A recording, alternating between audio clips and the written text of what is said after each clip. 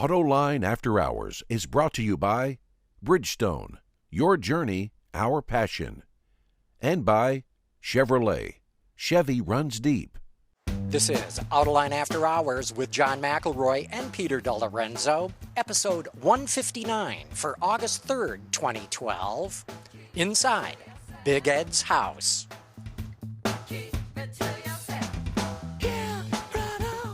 Watch Autoline After Hours live at Autoline.tv every Thursday at 6 p.m. Eastern Time or 2200 GMT. You can subscribe to this podcast for free by searching for Autoline in iTunes, Stitcher, or by following the links on our website.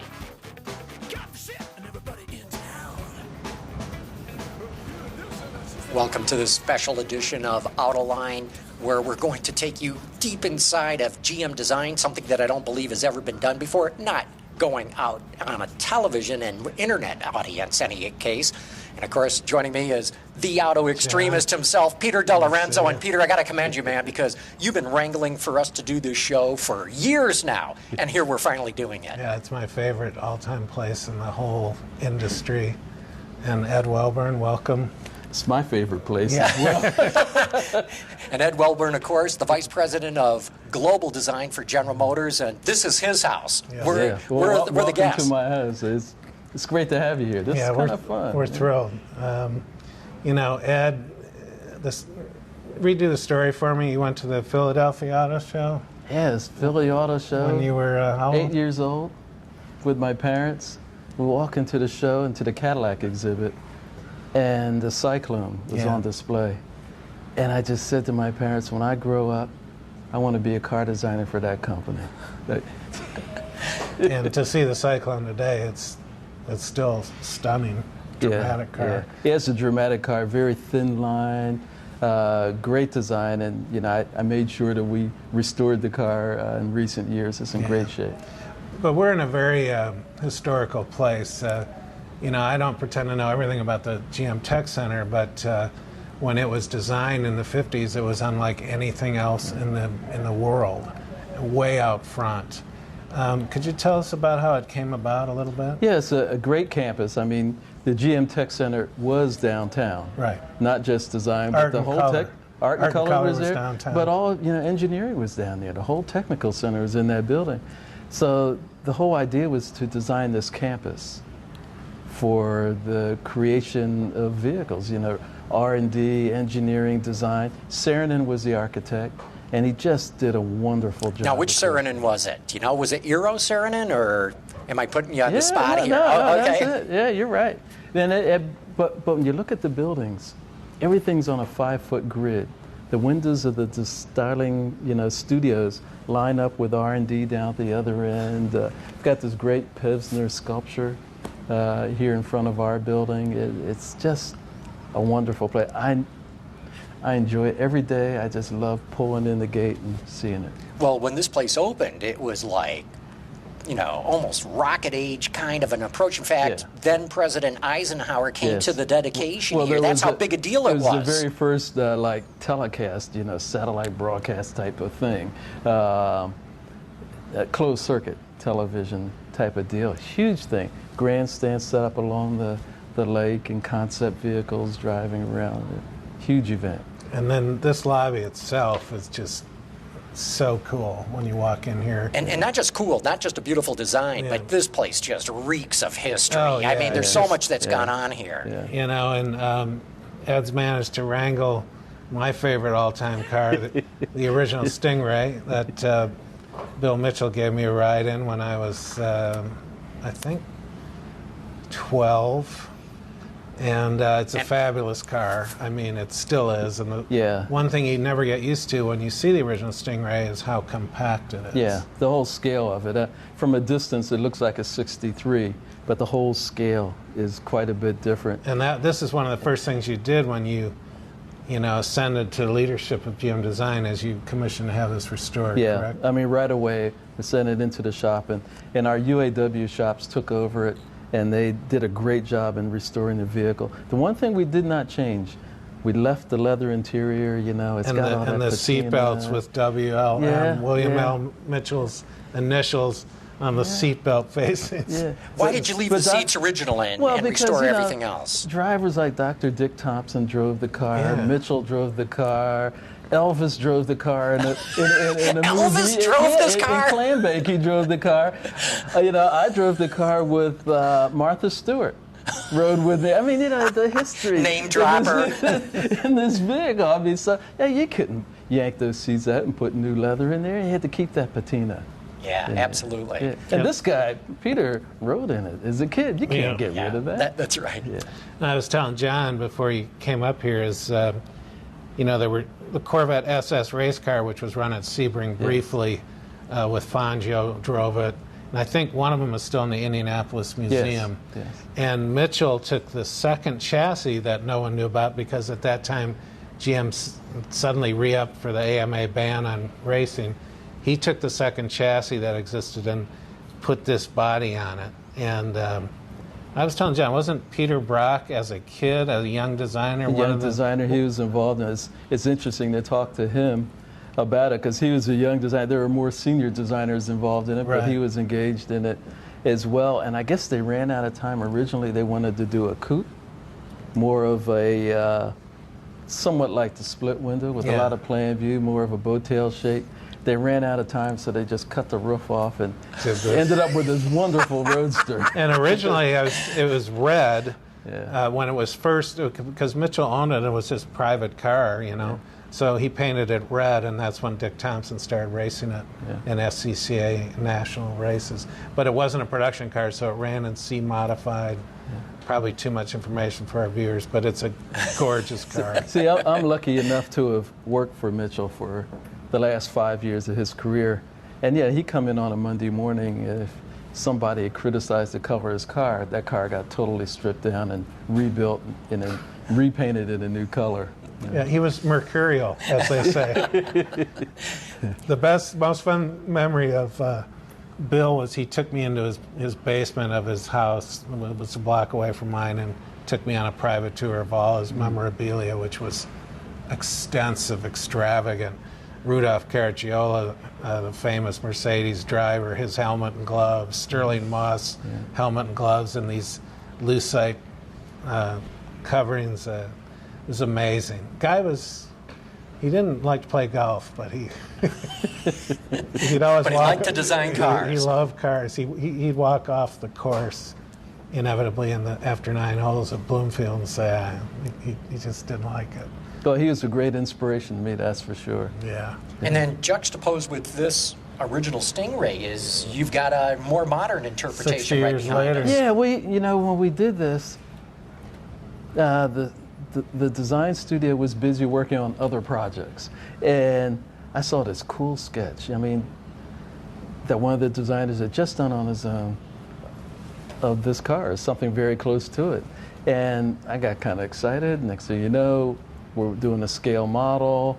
It was totally unauthorized, and then we decided to move this down to Studio X. You're not going there today, but down to Studio X, where we continued to develop this design, and we just went ahead and built it, just because it was so cool, and I thought it would be great, energy and excitement for the whole design organization. So we did it, and then it ended up being in a Transformer movie as well. Yeah. So you got a lot out of it. You got more out of it than you thought you would going in. Yeah. It's stunning. It's great. And of course, there is a new Corvette coming very soon. Which is why it took you a while to get to that subject. Yeah. Which is why we're not going to Studio X, because they're busy down there getting ready for the Detroit Auto Show. But as we developed this concept, as I get back to this subject, it was a fun project. It was, just great inspiration, and when it's time to paint it, there was great debate over different colors, and I said, just put the same color on it that we had on the 59.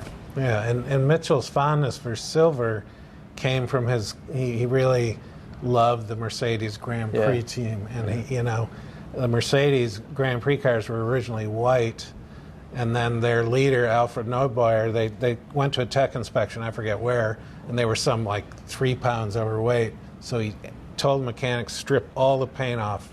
Bare aluminum bodies will save that much weight. From then on, they were called the Silver Arrows. Mitchell loved that silver look. All his major concept cars were at one time silver, except for the Shark. So Studio X, that's super high, top secret, right? Well, you know, we have a lot of security around here, as you know. A lot of security around production studios. The advanced studios have even more security. Studio X is a place where I like to do some quiet work, and there's not a permanent team there. It's just every now and then there's something we want to work on. We did the original work on the Camaro concept. We did that down there. We did the presidential limousine down there. That's how secret a place it is. Very few people that work in this building even know where it is. Well, even though you're not going to take us on Studio X, you are going to show us part of what you've got inside here. See. So sit tight. The tour is going to begin right after this. Coming up in 2 weeks, we'll bring you our 4th annual Autoline After Hours Woodward Dream Cruise special. As you probably know, the Woodward Avenue Dream Cruise is the largest one-day automotive event in the world. Every year, the cruise draws 1.5 million people and some 40,000 cars from around the globe. Just like in years past, John McElroy and Peter D. Lorenzo will give you a curbside seat at this one-of-a-kind event to glimpse rare, pristine classics. And, of course, you can expect a ton of souped-up, outrageous versions of modern cars as well. And as usual, we'll have our most die-hard auto enthusiasts on hand for commentary, plus some of the automotive execs who take this annual opportunity to celebrate America's love affair with the automobile. Join us live on Thursday, August 16th at 6 p.m. Eastern Time at Autoline.tv for Woodward After Hours, brought to you by our location sponsor, Mopar. Once again, that's August 16th, 6 p.m. Eastern at Autoline.tv. Be there for this must-see webcast. Ed, this is an incredible staircase that you have here. It's such a clean, modern design, even today, even though it's, what, a half a century old? Yeah, there's so many wonderful things about the architecture by Saarinen. Very contemporary. It really works. And 40 years I've been here, I still haven't figured out how this massive staircase stays up with these thin rods. I mean, it's cool. It is, because each one of these marble slabs has got to weigh a lot. And like you say, it's just these thin rods holding the whole thing up. Yes. Okay, so where are you taking me into here? Oh, we're going into the color studio. Thank you. And thank you, David, for swiping the card to get us through all the security here. Yeah. So what is this place?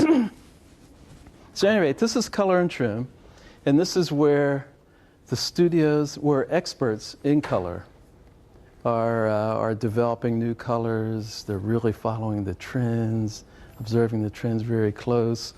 You can see the inspiration on the walls, this kind of inspiration that helps us as we're developing new colors and really now this looking would at come the out trends. of what? The fashion industry, or Well, this is your some own of them, creations? This is our own creations.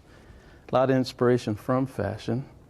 And as I look at this and you see all the shapes that are here, this is obviously Buick. The colors are Buick, the shapes, the forms are flowing.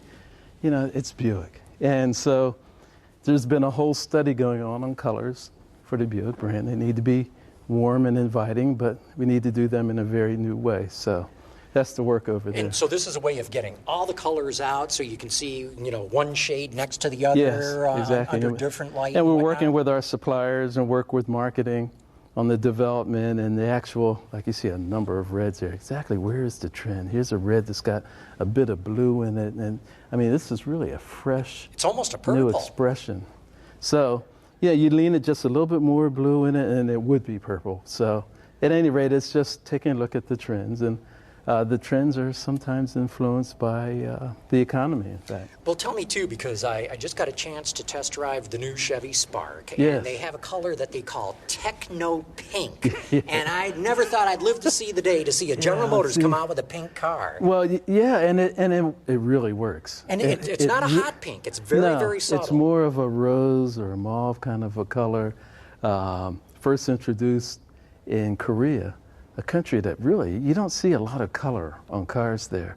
But this thing just hit that market 30% of the production was that new, very cool pink. It really is attractive to women in particular, who, I mean, just the increasing buying power that they have in the marketplace to do the right thing for them was really good. And then fabrics and whatnot you go through here as well, too? Yeah, a lot of the fabrics and textures and materials. There's a bit of that over there on that wall, looking at very creative combinations of colors, and those are small samples that would represent the door panel. Now, I know years ago when I would go into color and trim sections, they'd have what they call, if I remember right, a Shakespeare booth where you could change the lighting from noon to sunset, because colors change under different sunlight, or even in parking lights. And different street lights can have an effect. You know, there's certain reds that turn pink. In fact, I learned the term. It's called metamerism, of how colors change under different lights. Very nice. I haven't been able to use that word in a long time, so I had to throw it out there. You had your chance. Here it is. Yeah, but we do that kind of work in the Macbeth room here. We also have... Oh, that's what I meant. Macbeth room. Macbeth I knew something to do with Shakespeare. And then we've got an outdoor patio there. We were just talking about it this morning. We used to do a lot of our big color shows down in Phoenix. And, you know, we'd ship all the colors, paint cars, and send them down there. In that light, and even on a sunny day here, the blue sky is different than the blue sky in Phoenix. It's a deep blue and has a real effect on colors. We bring the colors back here and everything seemed like a shade of gray, but so we do need to evaluate those colors in different environments and see how they react. How interesting. Yeah. You want to go to the studios? Yeah, definitely want to go to the studios. It's and all over the world. Team. You have, what, 8 studios around the world? 10 studios. And they are just, I mean, I am in all of the work they do. I mean, I love the design reviews. It's so much fun. Well, here, I'm going to hand it off to Peter, and he's going to take it from this point on. Thanks, John. Now we're going to Studio X. Yeah. No, I'm just kidding. So, how many studios are we talking about generally in these Well, here hallways? we're on the second floor. Yeah. And here on the second floor is car studios. Right. We do all the trucks and crossover vehicles and SUVs on the first floor, much heavier clay models down on the stable floor there.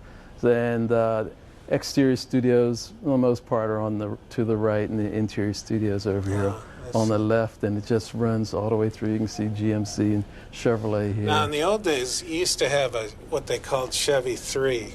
Yeah. Does that still exist, or is Chevy 3 was really focused on performance cars. Right. Yeah, we don't call it Chevy 3, but we have one. Yeah, that's where Randy Wateen worked. Yeah, that's where Randy was, and there's a great group of guys in there. We have a very similar studio, performance car studio. It does nothing but Camaro and Corvette. Oh, okay. And, so that's Chevy 3. Yeah. It's that's down cool. that way. So what can you tell me about this sculpture here? Yeah, it was done part of an exercise just looking at the form vocabulary for our brands. That's portholes. And we had a different one for each brand. And of course, Buicks, great Buicks have real flowing lines, flowing lines, grace is almost like an artist's brush stroke. Yeah. And the model, we have a similar kind of model for Cadillac, and it's a lot edgier. Yeah. It has a lot more direction to it. I think the last time I was here with you, is there something else here? But we probably hit the Cadillac here. The Buick form. Yeah. I got to tell you now, that lacrosse still holds up well. That's a sign of a really outstanding design. 3 years later, it still looks quite exceptional. It was a great project. It was the collaboration between our studio right here in Warren and our studio in China. Right. And they worked together. It was really cool to see those two teams work together. Well, I remember when you first showed it to me, you talked about how China really influenced the room in the back seat. Yeah. Well, you have to have great seating in the back seat in China. Here, it's a good thing to have, but in China, it's a requirement in that category. And I want the viewers to see quality begins with design. And General Motors, even in the dark days of GM, design really kept it together over the decades. We keep pushing hard, and I think the team now, it's when I think about the relationship that design has with engineering, there are periods in which design dominated, threw it over the wall to engineering. Got some great cars, but there were some poor quality cars then as well. But now you're working in and then sync. it swung back into the 70s and 80s where it was so dominated by engineering, and design just tried to make it look pretty. That didn't work either. Yeah. I think today we have got that right collaboration. Design really creates a vision, and then design and engineering work together. Well, you also, the visual differentiation of the products Yeah. for the divisions is something I know you've worked tirelessly on. I mean, that's You the have to whole have thing. it. Yeah. You have to have it. A market as large and as complex as ours is, a car has to stand for something. It has to be recognizable. People don't have time to search that out. Well, you know, after the bankruptcy, I mean, you lost some divisions, and now you can focus on this visual differentiation, and it's really coming together with each new product. And, you know, you've got some exciting stuff coming. That's for sure. And I think the ATS, I stand corrected. I didn't really care for the front end. He stands corrected. Yeah, I stand corrected. I didn't care for the front end. I hate looking at cars in the auto show environment. You got to get them out on the road. The ATS looks a lot better on the road than it did under the lights. Thank you. It's a car that we all worked hard on and really believe on. It's going into a very tough category.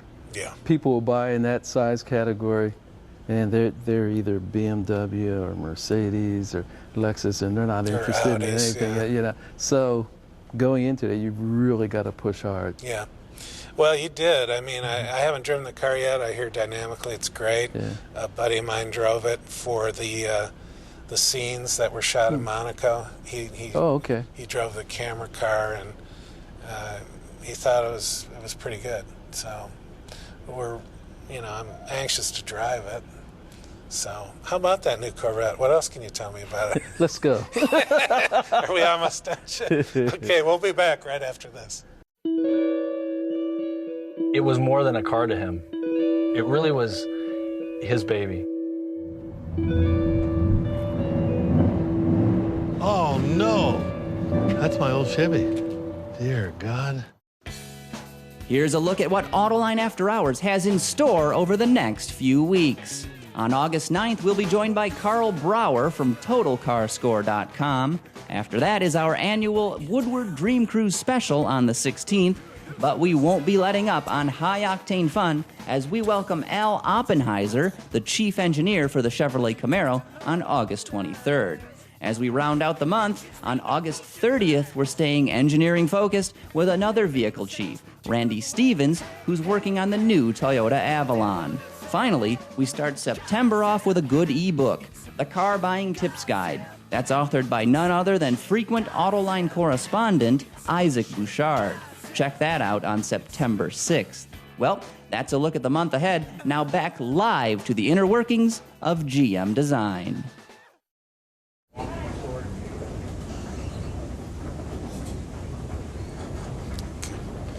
So Ed, we're down in the bowels of the GM Design. You're not going to Studio X. Yeah, I know. But before things will get hectic at the end, but we really appreciate you allowing us to do this, and I'll hand you off to John here. Okay. Okay, the big red door. What's behind here, Ed? Oh, this is our virtual reality lab. We're going, and this is kind of my home away from home.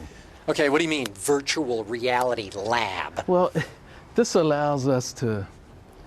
room allows us to communicate with all the studios around the world. So the 10 different studios you mentioned. Yeah, we have 10 studios and just about every continent except Antarctica, right? Yeah. And so in here, my day starts usually about 6 a.m. with a design review with Europe or China, wherever, and ends about 6 in the evening with a review in Australia.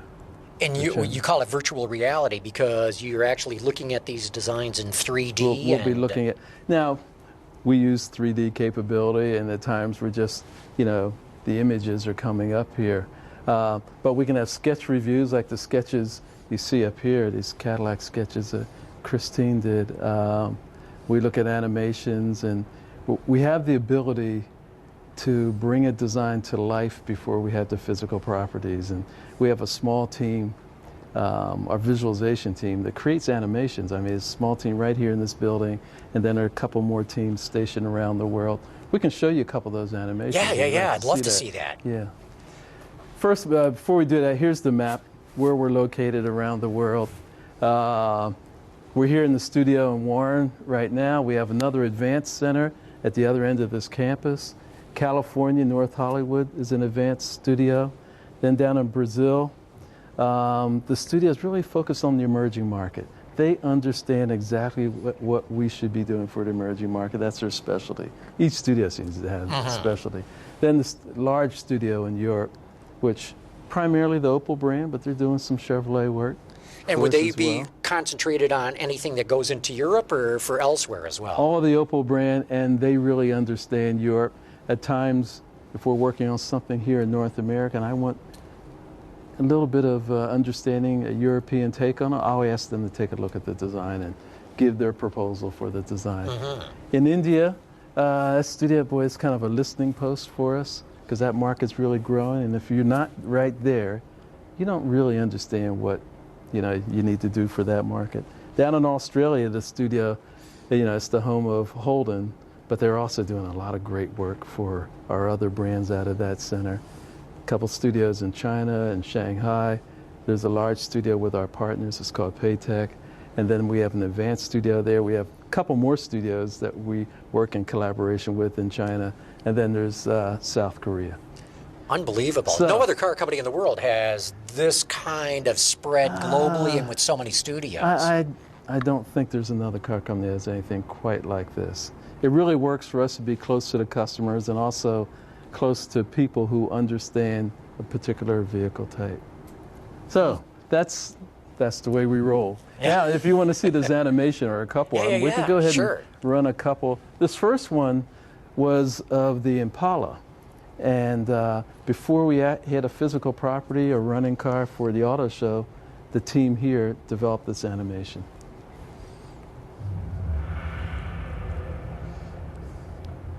You can see the inspiration. 65 Impala is just terrific car. Oh my gosh, so you actually created a 65 Impala in CAD. Well, we had both. We had a physical property and then we had to do a little magic as well. The guy's real.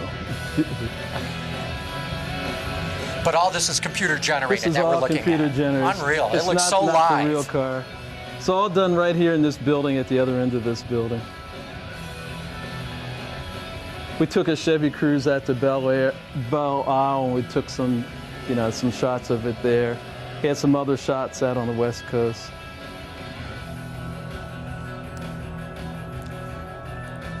And so it's obvious to see why you would call this the virtual reality room, looking at this thing all computer generated, and yet you can get a feel for what this car will be like. Yeah, and so we use it for complete designs, and we want to share that with the marketing groups.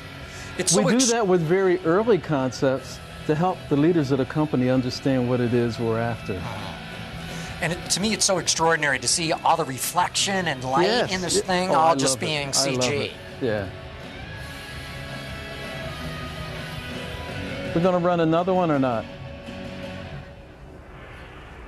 And I think we have another one we're going to show. Okay, let's watch because this is pretty good. This is the McElroy concept that we did for the Seoul Korea Auto Show when we introduced the Chevrolet brand there. We can go ahead and run it.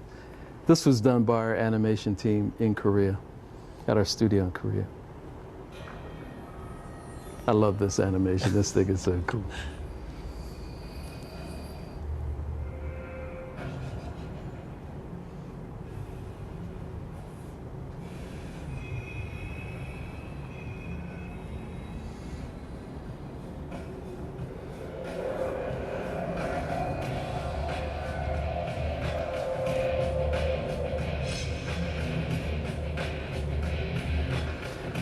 These are like movie shorts in a way, and communications and marketing use them as part of the auto show reveal, and you'll see it up on the screen at the show. All created here in the studios, and bits and pieces are used over and over again.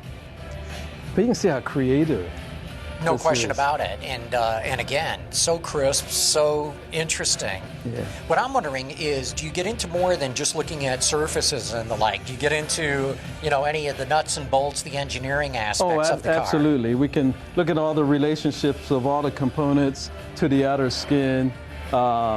Over at engineering at the VEC, they've got VR where they're really looking purely at all the components. But here we're looking at the components and how they relate to the skin. Interior space, and throughout the vehicle, both front and rear.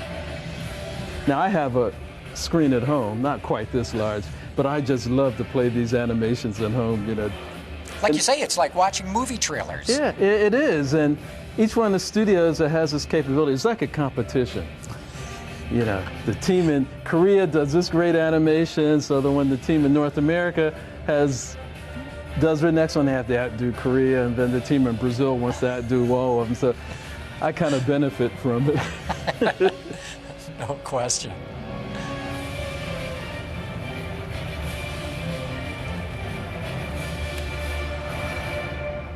So what a job. You get to come in here early in the morning and watch movies from all over the world. What a cool place. I could see why you would use this so much. Well, you can see the microphones hanging from the ceilings. So if you have other executives in here. So that when we're talking to the design team in Australia or China, they can hear us. We can have a nice two-way conversation while we're reviewing their designs. And it really works.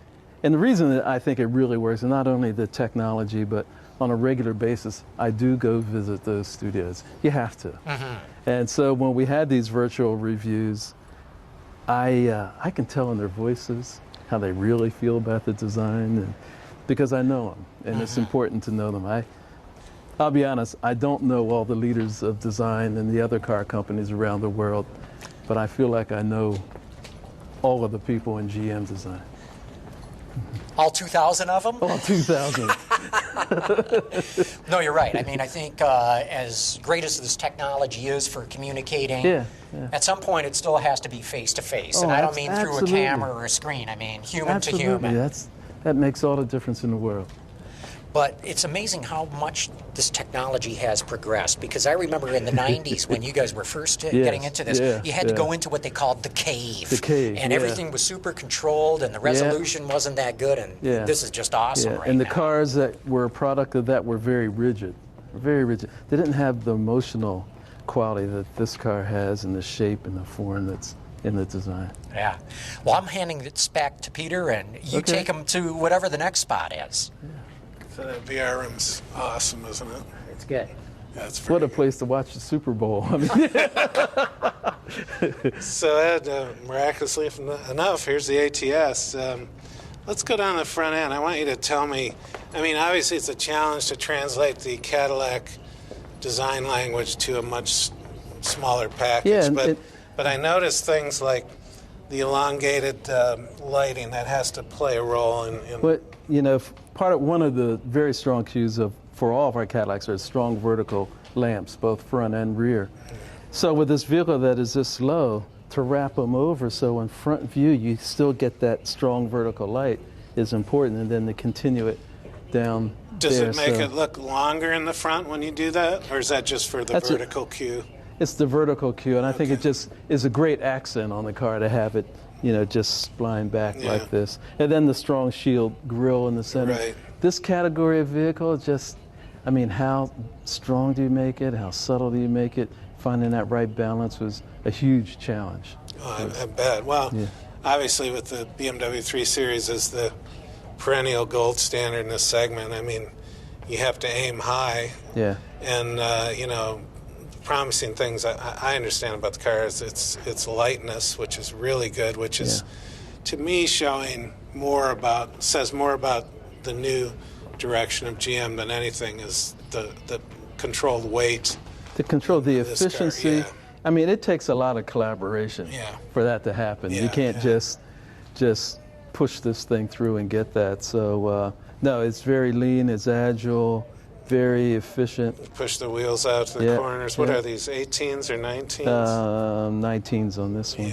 No, excuse me, 18s on here. But anyway, this is one of our styling models. This is styrofoam.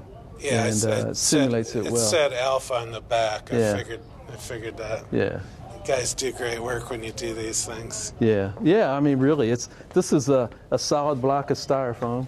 We just take the computer data from the studio. It's sent to our shops down at the end of this hall. They mill it from a solid block of pink styrofoam. Just amazing. Surface it. There you go. The wheels, I mean, it's all mock-up. Now, in the old days, when you first came aboard and you were working with Mitchell, would you still be doing? You'd do the clay, but would you be doing the flat profiles on the wall then, or were you more dimensional then? We were. It was a combination thing. Of course, you had the clay models. Yeah. There were no computers. Right. Designers, and I love to work full size airbrush drawings on the boards. I mean, that was my favorite way of working, just working big like that.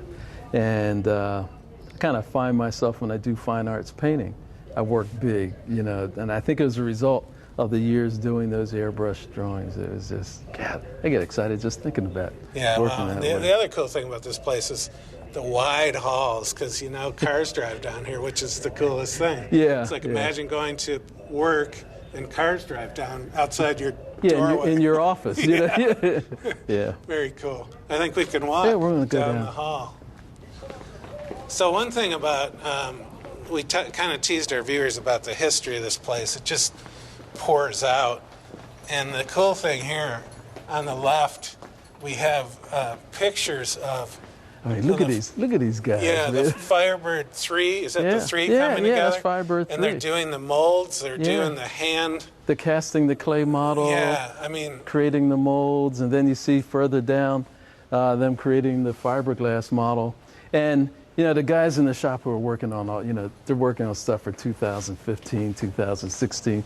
They love seeing this. Well, yeah, and they must. It's their heritage. Yeah, I mean, it must. As a designer, if you really care about what you do, this means a lot. Yeah. Because, legends roamed these halls, and did the work and cranked it out. It's very cool. The thing that I feel so good about is that we've got that heritage, but in the studios we have the absolute latest technology, doing the which is aiding us to really work fast and do really contemporary design. Well, the speed you guys work now is just stunning when you see these pictures and realize how long it took to bring these models to fruition. Look at this shot here. This is getting at the final. Yeah, now this would have been the fiberglass model, and the plugs here for where ended up being the bubble tops that went on the car. Now, was it the 3 that had the joystick control on the console? Yeah, you're right. Yeah, way out absolutely. in front. Yeah. That was for acceleration, braking, and steering, correct? Yeah, absolutely. And they had to have. There's only a few guys who could drive it at the time. Yeah. That's awesome. Well, now we're going to really one of my favorite all-time places because it's called the assembly. Mechanical assembly, and this is basically otherwise known as Bill Mitchell's personal garage back in the day, right? The thing that was cool about it, when I first started here, like I said, Bill Mitchell was still running the place, and the sign on the door said, enter only with the invitation of Mr. Mitchell. Therefore, I never went into play. I went in there maybe one time when Mitchell was running it. And I was never allowed to go in there. None of the designers would go in there. That was his private sanctuary for all his special cars and that's where Ken that kind of thing. was. Yeah, absolutely. Today we still use it, but we use it for the restoration of historic concepts and the final tuning and refinement of our most recent concepts as well. So since I run the place, we can go on in there. Right.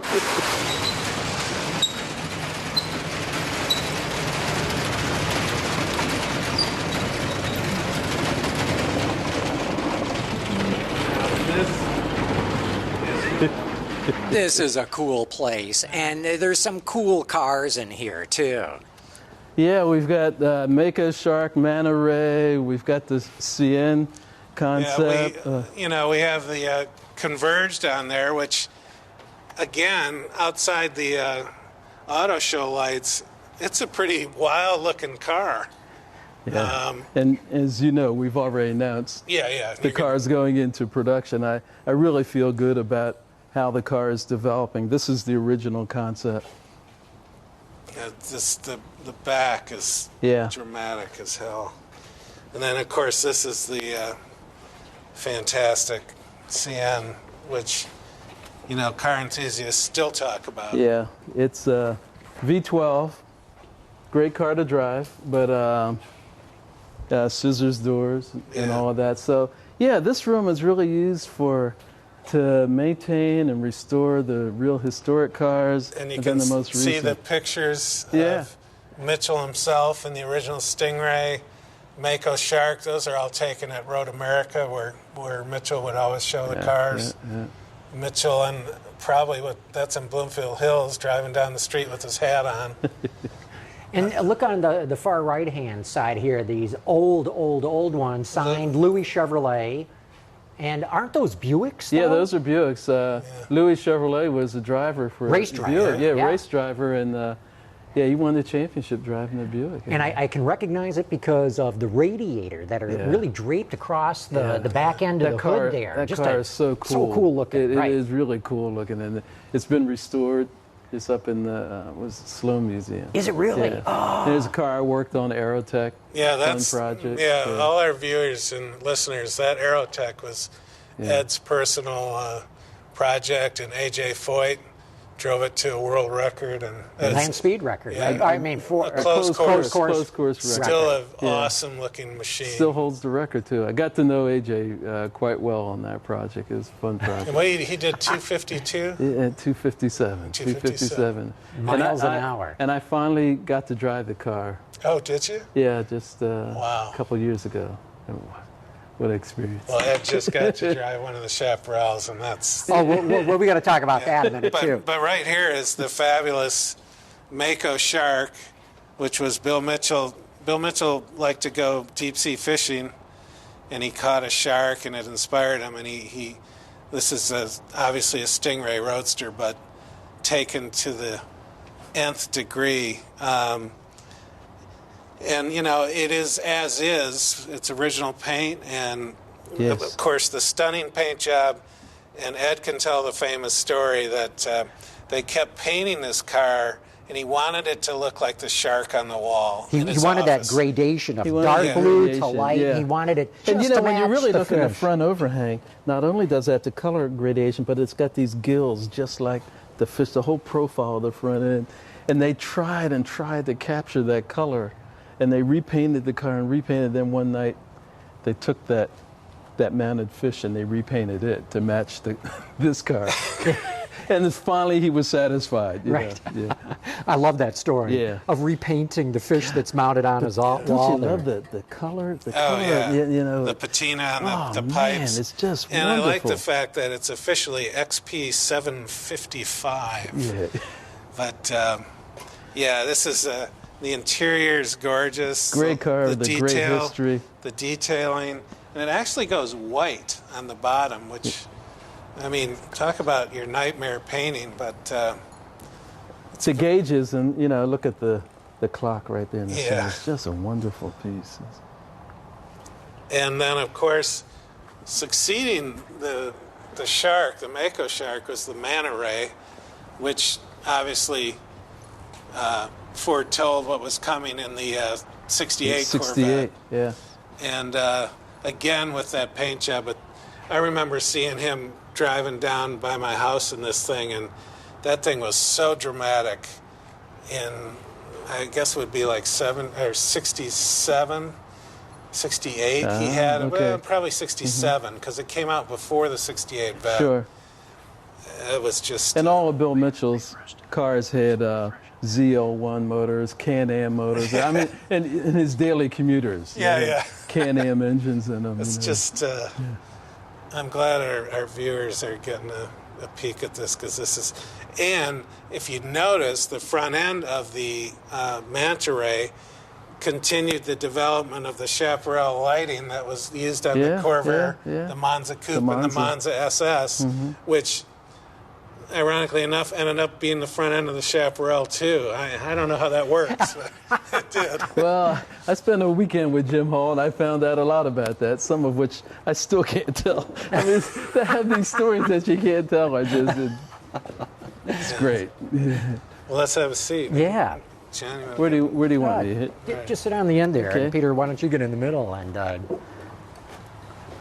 yeah, so much history. You must feel almost some of the weight of your predecessors on your shoulders here because so much was done before you. Well, it's so much, and you know, since I've been following it since I was a little kid, so I feel like I've been working here far more years than what I actually have because it's been a part of me, and it is that special place, and we just build on that history and just continue to push hard on fresh new designs. And build on the history is a good way to put it because we've really seen a revival of GM design, especially in the last decade or so. And the people inside the company, not in design, tell me you have the last word. And, you know, there aren't, like there were in the past, arguments with engineering and manufacturing and purchase. I mean, there still are those arguments, but if you say, no, this is the way it's got to be, it pretty much goes that way, which I think is the right way for design to lead. And it works. I mean, you know, and I hear a lot, spend a lot of time working in collaboration, but at the end of the day, I need to make that hard decision. Well, you got to be the man. You know. Well, you know, you got to get your bust. And I'll tell you that the toughest is when you've got 3 different design proposals that are all strong. Now, you've told me that a number of times in the last few years. God. You know, the Camaro that's on the street today, I had a competition between 2 teams, and they both came out with strong designs. I mean, and I'm sure you could do a whole book on cars that never were, that you know, Design B that never made it, that absolutely looks terrific. But that'd be fun. We could do that. Well, hey, this is usually the part of the show where we open it up to the audience questions. So let's get to the rapid fire part of the show. Are you ready, Ed? No. Okay, Dennis wants to know, how much of a departure will the C7 Vet be compared to the current model? It's going to be a very fresh car. I feel so good about that car. The only thing that bothers me are some of these spy shots that just don't do the car justice. You know, it's like, you know, it drives me crazy when I see those spy shots that are not really, that are not the car. But it's obviously Corvette. You'll know it's Corvette, but you'll know that it is really a thoroughly modern vehicle with an amazing interior. I was just going to ask you that. To me, that's the only weak spot in the current Corvette is the interior. Yeah. Well, we guarantee the exterior is going to be like a whole big step better than where we are today. But the interior, you know, is pretty much clean slate. Clean slate. I'm really proud of the work that they've done on that interior. And Peter keeps telling me we're going to see it at next year's Detroit Auto Show. Yes, we will. I'm not going to ask you that question. I'm asking Peter. Yeah. And Dennis also wants to know, what about targeting export sales?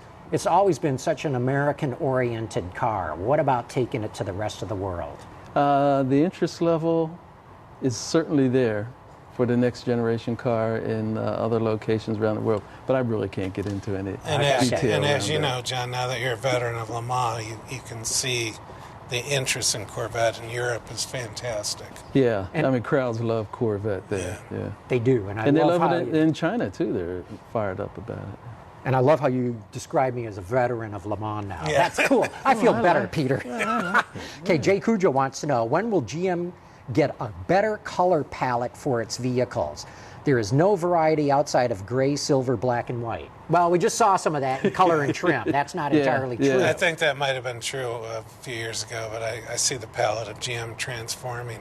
Sorry for answering that one for you. But.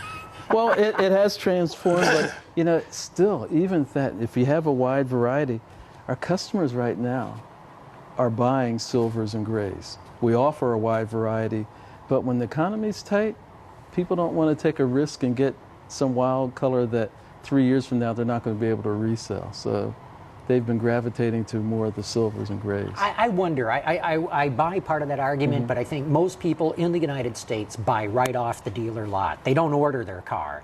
And the dealer's trying to push what's ever there, and because most people will settle. That contributes to it. And for, simple colors. And the dealer doesn't want a car sitting there that no one's going to buy, so they're reluctant to take a risk. Well, I can understand it. An analogy is Porsche 911s, especially in the 80s. Germany, they would paint their cars Dayglow green, Dayglow orange, Dayglow yellow, because over in Germany on the Autobahn, you want to be seen. Over here, we're running stealth. But so the dealers, Porsche dealers back then would say to customers, that's a real unique color. I mean, that's you. That's real interesting. And they, and then you bring it back 4 years and, unless it's black, red, or white, it's going to cost you. I like that running stealth attitude. Maybe we need some sort of camo paint job that blends in on the freeway. Okay, Race Prius says, for Ed, Cadillac has the greatest area at Amelia Island Concours. Great cars, great people, keep up the good work. Oh, well, so not a question, but a nice comment there. I just have to say, I love going to Amelia Island. It's spring break for me, and I think for everyone that goes in there. If you haven't been to Amelia Island, you've got to go.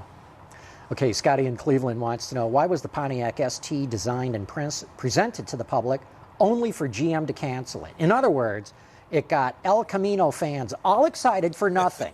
Even Peter De Lorenzo said at the auto show that it would not see the light of day, so what was the purpose? Well, yeah, a lot of, boy, I'm trying to think through that period of time. I'm so busy on 2017 thinking back to then. It's a ways back. It's a ways back. It's so yesterday. I would have to say, it was a complex period. There's a lot of indecision. There was a lot of movement, vehicles in and out, and brands going away. I would just say that, it's a far more united force that is developing our plans for the future. And, if we're going to show something, there's serious consideration for production. Good. Okay, Joe Frank says, Ed, please build the Chevy Code 130R and then a Nomad variant of it. Ooh. GM recently trademarked the name, he reminds us, as a just turned 30 years old Gen Y male. I would love to have those in my driveway. By the way, great job on the new Impala. Thank you. There's some projects that are really, really hard to bring it together. That Impala came together really rather quick. The team, both interior and exterior. I'm so proud of what Cafera's team did on the exterior and Crystal Wyndham's team did on the interior. It's just the whole package, the size, the proportion is absolutely right. I feel very good about it. And the 130R was one of the concept cars that you had at this year's Detroit show. Yeah. Where is the that idea of a Nomad version of that is interesting, actually. But no, it is part of the research that we've been doing, trying to understand what younger people want in a car. Not telling them what we want, just kind of trying to create a dialogue. Okay, Scott also says, ask Mr. Welburn to point in the general direction of Studio X. Scotty. There you go. Right over there. Right over there? Oh, okay. Now everybody start triangulating right now. Okay. George from Brooklyn wants to know, has Cadillac ever considered an ATS coupe? Oh, we consider all kinds of things. Answer that. Yes, they have. Yeah. It looks good, too. Dan says, I understand packaging efficiencies, but why is it so hard to make front-wheel drive cars look well-proportioned? There are some exceptions. Hyundai Elantra, he says, Audi A4, A6, Buick Enclave, first-generation Acura RL. That's quite a list. I know it is. Does this architecture deserve a completely different aesthetic? Well, look at that. Converge. The Converge over there, and that proportion. It's front drive, short dash to axle. Car kind of works, I think. But I know what he's saying because of that short dash to axle and the overhang. It's not easy, but it's just managing the proportions. If it's going to be a short dash to axle, got to manage the front overhang. I think it needs larger wheels for it to work. And then it's just the placement of the cabin as well. Every element has to work together in harmony. What about just stretching out that dash to axle, or then you get a longer, heavier car? Yeah, you get a heavy car, and you know, front-wheel drive cars, on the most part, you know, it's a real attempt to do a very efficient package. Here's an interesting one from DeSoto Adventurer. He wants to know, will there ever be an A-Class Caddy? An A-Class A real Caddy. small one. Now, you guys have shown some concept cars that are quite small. I don't know if they were A-Class. Publicly, we showed a concept. At LA, the California studio developed, and you know, I called it the micro exotic because there's a small car with scissors doors. It was a fun concept. It was pretty cool. Concept. Yeah, it was pretty cool. Did a lot of study around it, and we've looked at some other things as well. A.M. Guerrero wants to know, what's with the Chevy grille on the upcoming Chevy Trax? It has the old-style twin-port Chevy grille. Isn't the new Impala and Traverse grille the new Chevy grille? Yeah, I think you'll see a variety of expressions. They're not going to be Russian dolls. They're not going to be identical to each other. And we'll continue to evolve the face. I think that front end, you know, and it's very tough for a vehicle that size, is kind of the right expression, not as car-like as what's on the Impala. Okay, Right Knight says, bring back two-tone paint jobs, like on the LaCrosse.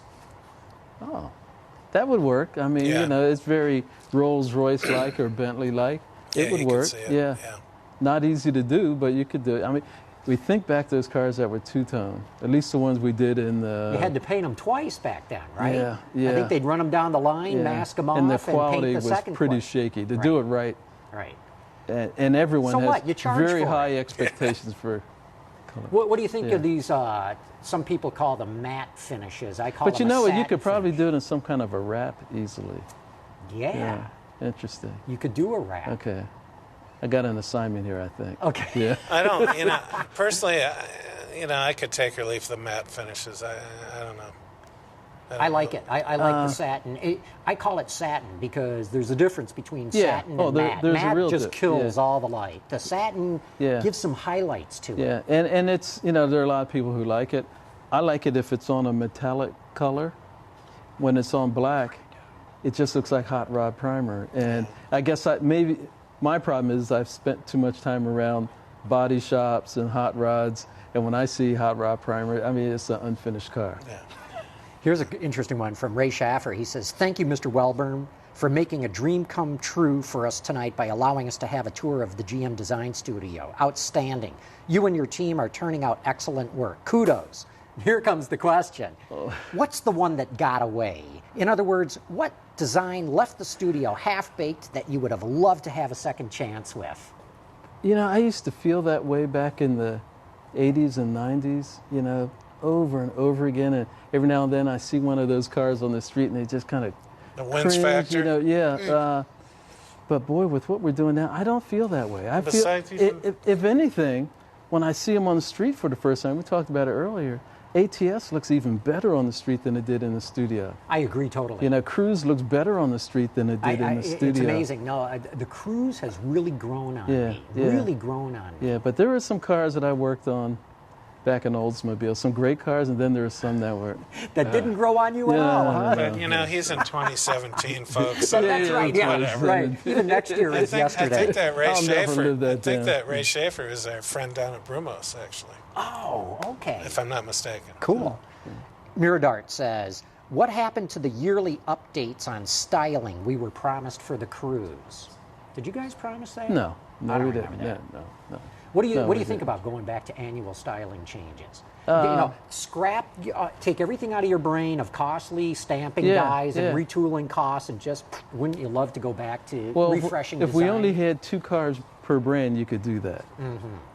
But we have such a wide variety of vehicles and so many more coming. There's no way. I mean, our staff would have to be 6 times as well, that makes what they did do in the 50s and 60s with the model changes staggering with no computers. And, yeah. I mean, I don't know how they did it. Yeah. Mm-hmm. Yeah, I don't know how they did any of that stuff too, but couldn't you do things with headlamps or tail lamps or other trim Well, on the a car to grills, show colors, things like that. I mean, there's some Okay, of that we yeah. can do, but you want to do something meaningful that people will recognize. Like it's colors, wheels, that type of thing. And then like every 2 or 3 years, then you do something significant. Well, look, Speaking we're of doing something significant. significant. Yeah, I got a suggestion right here, and I think you know where I'm going with this, Ed. I think you should take Peter for a ride in the Mako Shark. It's been 50 years. Come on, let's go. This is the perfect way to end the show as Peter and Ed drive off into the sunset. Last time I was in this car was with Bill Mitchell. And, you know, by the way, this has the here. Chaparral-esque wheels on it. Yes, yes, yes. And this has the Chaparral-esque wheels on it, which, if you look closely, are literally Chaparral wheels. When I rode in it, it had the chrome wires. How you doing? But Bill changed wheels as almost as frequently as his suits. So Ready to go?